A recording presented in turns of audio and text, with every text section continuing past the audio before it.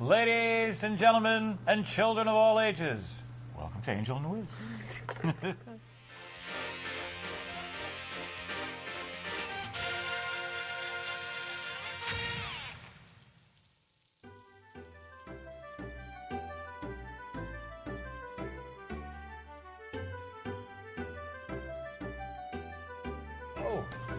Oh. That's the other thing. We Oh. talked a little bit last week about the effects of chemo. Another thing is that the cold isn't just out here. You can't drink with ice. It bubble. You ever take like maybe a beer or the foam off the top of a soda, and you go to take a drink? Well, that's what it feels like. It gets your lips feel foamy, and even if you drink an iced tea, it doesn't matter what it is, iced tea, anything. And if you have too much ice, your throat, it affects the mucous membranes or something. Oh man, wow! You know, I used to fill my glass with ice, then pour the soda in what was left. Now I can put in 2 pieces. If you put your hand in the ice bucket, if you pick up a handful of ice, just that long, and it starts. Wow! So it's something. I mean, that's why. And I say prayers for people that have to do this stuff because, you know, I got off really easy. You know, really easy. When you think about it, and maybe I didn't, and it just seems like that to me, but because there's a lot of horrible cancers. You know, I mean, it really, really is. I may have had cancer, but the good Lord really watched over me. So what do you want to talk about besides the destruction of America? What's the song on at the end of today? Oh, this. Oh, you'll appreciate this. Okay. The song on the end of this week's show is called "I Don't Know Where I'm Going." It is 40 years old, if it's a day, and I still have no idea of where I'm going. Okay, and it's just, you see, I'm a heart person. I follow my heart. I've been in touch with the Lord since I was a tiny, tiny little kid, and I've just followed that. I've had complete faith. Wherever He takes me, I go. And the wizard was born out of that. And I'm putting in my request for on December 21st, 2012, according to the Mayan calendar, the world ends. And just to make sure it really happens, I've applied for 1 hour of time at 8 o'clock on December 21st, 2012. 2012, I'm sorry, I said 2010. I meant 2012. Mayan calendar, they've had lots of TV shows on A&E and Discovery and all this place. The world ends, according to the Mayan calendar, on December 21st, 2012. Okay? You know what happens on December 21st, 2012? I do, yes. What are you going to tell me? You look at the next calendar. Right, okay. Well, let me just share with you. There were 3 calendars, 4 calendar, whatever. This was the 5th cycle, and this is supposed to be the end of the world, the 5th cycle.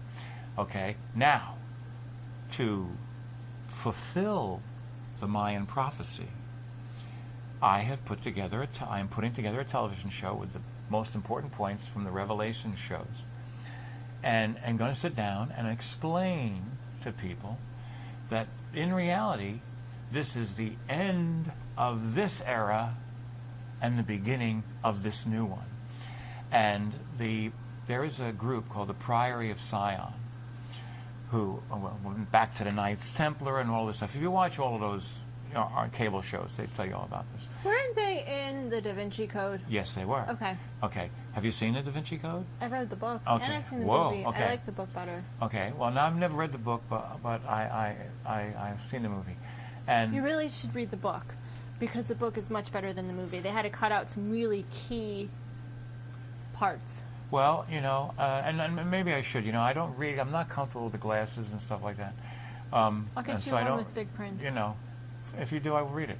But the significant parts of the Da Vinci Code is what they tried for me, was that they tried to give you insight into the Knights Templar and the Priory of Sion and all of these different things. The fact that Jesus was married to Mary Magdalene, that they had a child, blah, blah, blah, and all this stuff. Because one of the things we need to have happen if we are ever going to get to the beginning of the next age is to understand that the miracles attributed to Christ were done to have him stand out from the crowd and they are totally irrelevant to his teachings.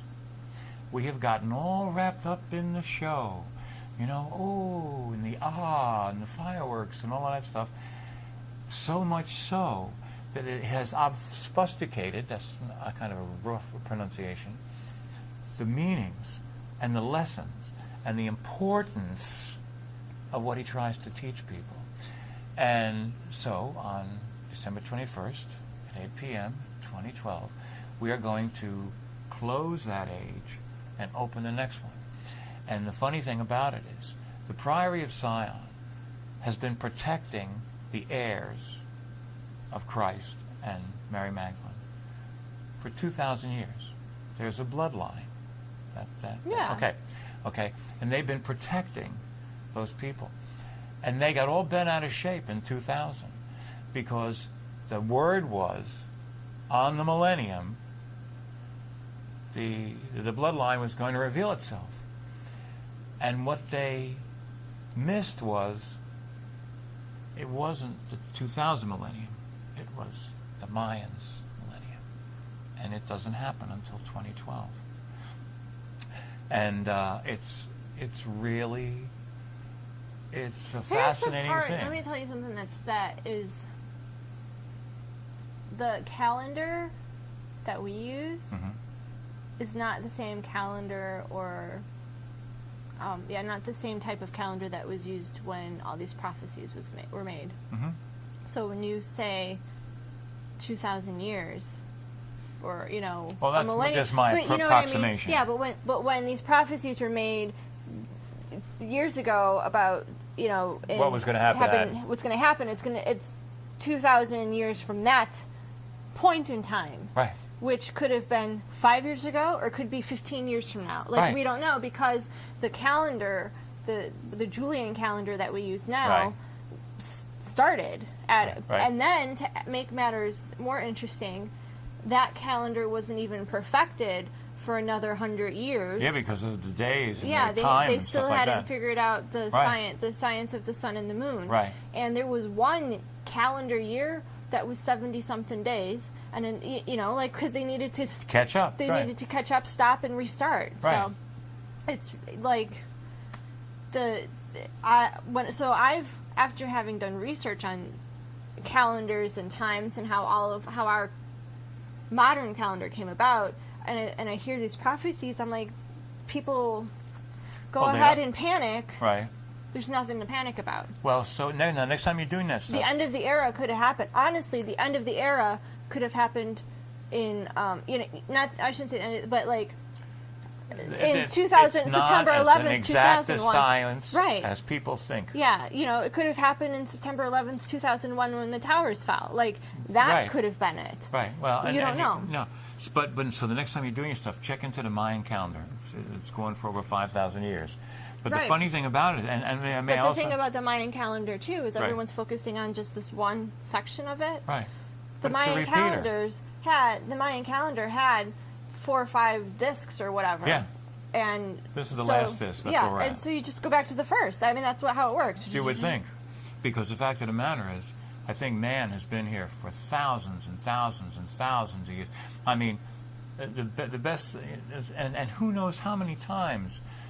Oh, I saw this great science fiction movie many, many, many, many years ago. They don't run it anymore. I don't know why. I don't know if it's malicious or not. It's prehistoric, and there's the zone they can't go in. And at some point, by the end of the film, the kicker of the film is that these prehistoric people, the zone that they couldn't go in was that they find remnants of it, and they find out that it was an age. They had everything, rockets, all of it. They were in a prehistoric age, and what it's saying is, who knows how many times we have blown ourselves into prehistoric times. When you go back and you see some of these old stone buildings that were built, why were they built of stone? You see the 25 tons. Well, we know today you build things to fit a purpose. So there must have been some purpose. There must have been some reason. And you have all these underground caves that people are living in that are easy to see from the ground but not from the sky. Okay? So there's so much we don't know. You're talking about aliens now? There's a show on the History... We might be the aliens. There's a show on the History Channel that's called Ancient Aliens. Right. Yeah, I watch it. Adam loves that show. I can't watch it just because it involves aliens, and I don't believe in aliens? I have issues. Issues with aliens? I have issues with ghosts and aliens. Okay, like creepy, scary stuff? Or? Yeah. Oh, okay. Well, I can just share with you. Like creepy. That so I'll start to watch some of it. I've sat and attempted to watch some of these episodes with him, and then it gets to a certain point where I'm like, I can't watch this anymore. I understand. Change the channel. I understand. There's a movie called The Invasion of the Body Snatchers. Oh God, I don't think I'd be able to watch that. No, Tina can't. It's on the shelf. It's never been. She saw it the first time. It's never been back out of the box. It scares her to death. But. And really, all kidding aside, when you look at us and you look at everything else on this planet, it would take about this long to convince me we're the aliens. We are remnants of... And another thing, we talked about this once before. Let me just talk about it quickly.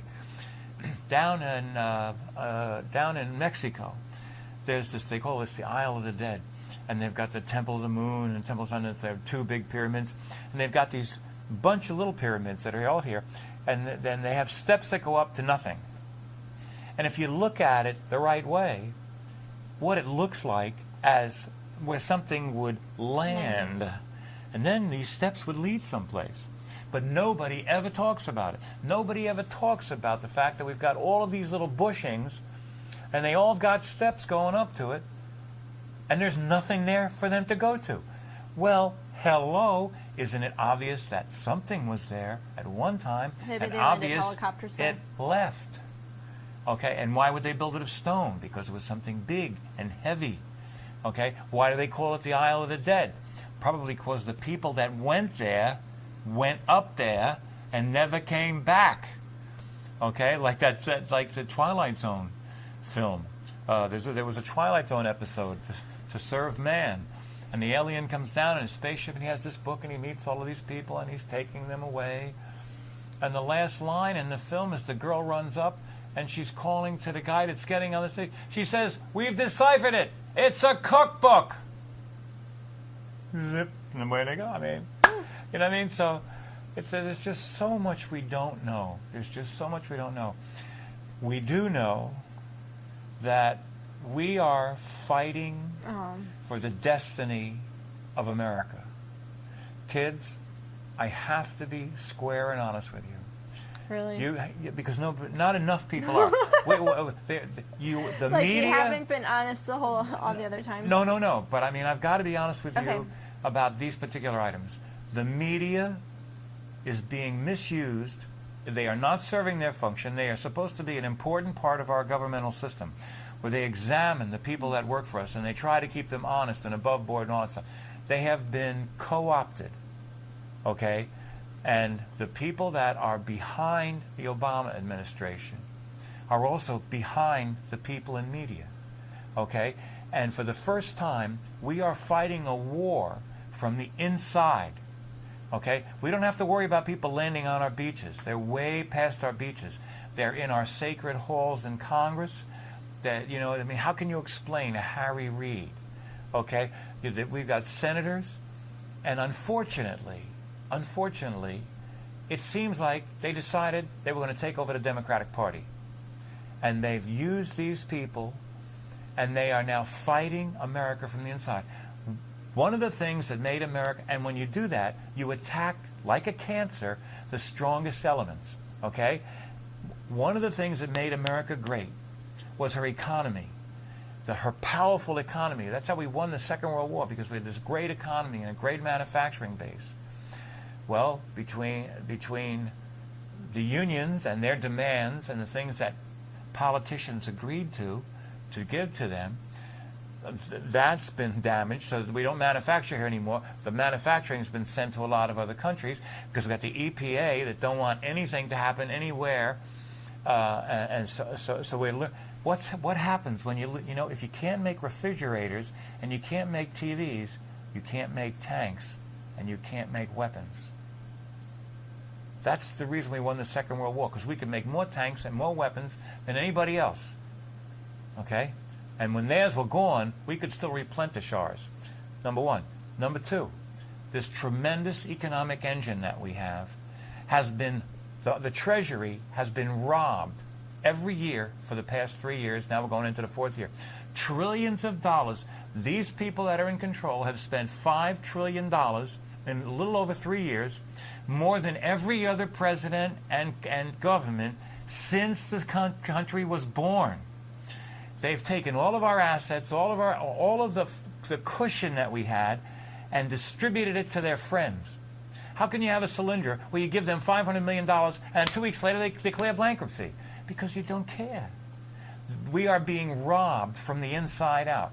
It's like when the mob takes over a restaurant. I've said this before. Mob takes over a restaurant. Productive, happy restaurant. It goes in there, it uses up all its credit, it sells all of its stuff out the back door, and when the thing is worthless, they burn it down and collect the insurance. Move on to the next one. Well, that's what's happening. Our country is being robbed. We are fighting a war for America, and the enemy is inside us. They're not coming from the outside. And who these people are working for, I don't have to go there. I'm scared enough for what I'm telling you right now. But I'm telling you, you better wake up. Because on the way you can't just say Democrats, Republicans are all the same. Yes, there are enemies of America in both parties. And they surface. You know, we call the Republicans, we call them rhinos, Republican in name only. The Democrats were a party that was formed by a bunch of disparate groups. The Republicans were these people that got together, okay, they wanted to be Americans, et cetera, and they had the same intrinsic values. The Democrats were a party that was made by a collection of different groups, okay, all independent groups, all each wanting what they wanted. You had these civil rights people, and you had the gay pride people, and you had the environmental Nazis, and you had all these different little groups. So what it was possible to do is infiltrate all of these little groups. Okay? And now they have strength. The groups have strength, but it's the people inside of the groups. Like we have Media Matters, which is getting a lot of attention right now. It's funded by George Soros and other people. It has tax-exempt status when it shouldn't have, because it's a political arm that works with both the White House and the media. But to have tax-exempt status, it can't do any of that stuff. But it hasn't. So we are in a position right now, and the sad thing about it is not enough people understand it and realize America is fighting for her life. Fighting for her life. If Obama wins the presidency, the America we know will disappear. It will disappear. He does not love this country. The people that he has behind him do not love America.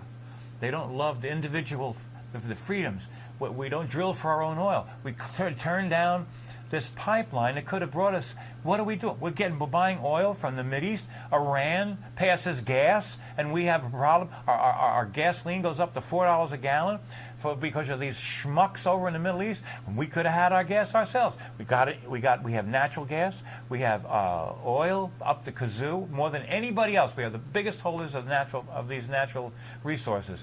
But we have an environmental protection agency that won't allow us to do it. Who do they work for? Why do they work against our national security? Why do they work against the things that are good for America? Okay? Under the guise of, well, we don't want to pollute. There's got to be a trade-off. Okay? And I'm going to share something with you, too, that comes from the Mayan show that's coming up. All of this nonsense about greening the planet is, we have this tremendous ability to look at the symptoms and not the cause. You don't have to green the planet. You got to green the people. Okay? We are the ones that do it. If we are responsible, we will find ways around these problems. We will find ways to solve these problems. But by trying to do something green here and something green there and not working on us, that's what pisses me off more than anything else about these people trying to shove laws down our throat. You know something? If your cause was legitimate and honest, you could educate us to it. You wouldn't have to shove it down our throat. You could explain to us why what you think is good. But you can't win in the arena of policy and ideas because your ideas are horrible. They're done for the wrong reasons.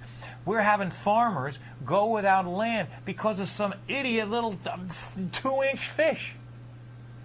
You know what? It may be his time. Okay? You can't save everything. You know, I had a great guy who was from Cypress Gardens, and he took care of the animals there. I was doing an interview with him in a hotel. He brought a couple of animals in. And I said, I guess we're the biggest threat to the animals. And you know what he said? He said, yeah, but, you know, if a lion breaks his jaw out in the woods, he can't fix it, but we can fix it for him. Okay? And he made a good point that we do a lot of good things. We are good people. We are all basically good people. But, you know, we don't look at unintended consequences. We've been fighting the war on poverty. If we had given the money directly to the people, there wouldn't be any poverty for the money that we've spent on the war on poverty. Okay? We encourage and you know, we fail to look at the unintended consequences because the people that are doing it want those consequences. They want you to be beholden to them because they want to stay in power. Some people call it the nanny state. That's where we are now. They tell us what we can do in our cars. They tell us what we can do in our homes. They tell us what we can do, what we can eat, what we can't eat, where we can go. That is not America. America is the home of the free and the land of the brave. And the people that are running this government now, and they've been creeping up for years and years and years, and they got their man in there now. And what's being done to this country is a criminal. It's absolutely criminal.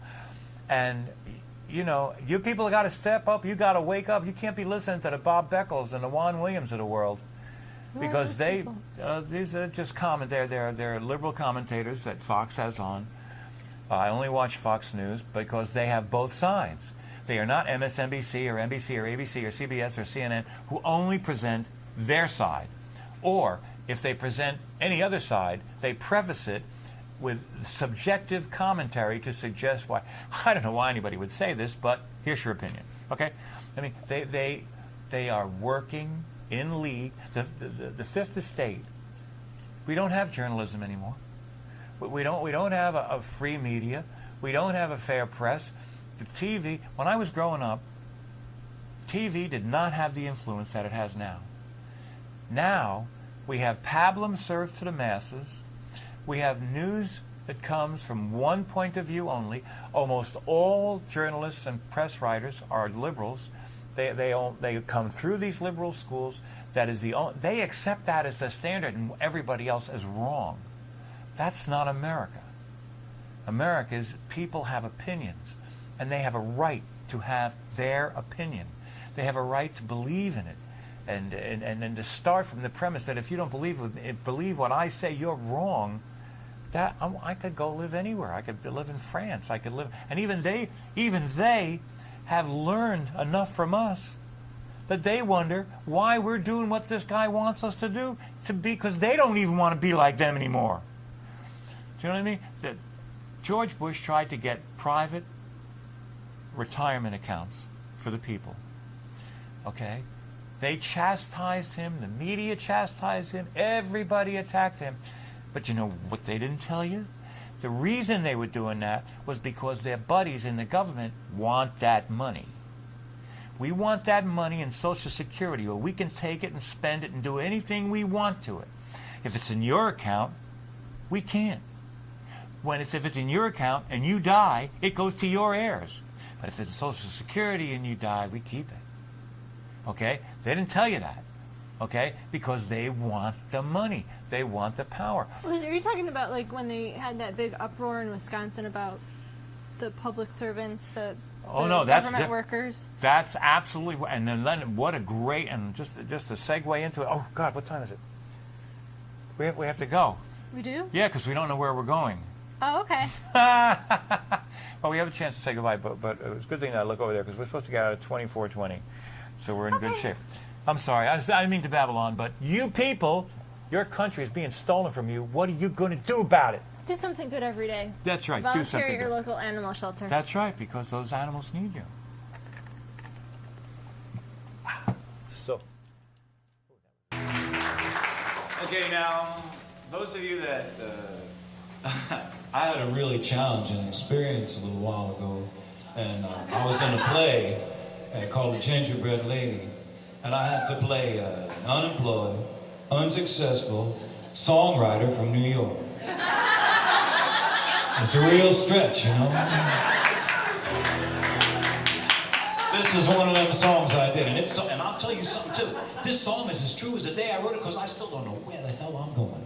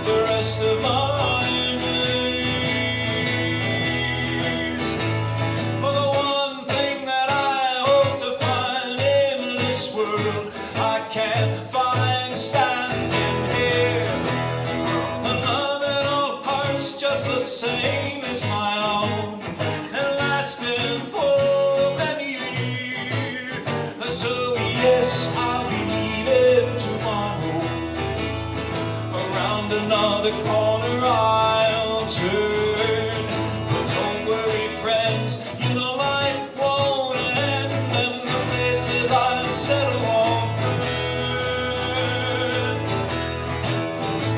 So I may not know all about living, and I may not know all about life, but in 23 years I'll have 50 new lives. And this song will take hours to sing. I moved to New York City. I got married about 1,000,000 times, but I finally found a wife, and for the rest of my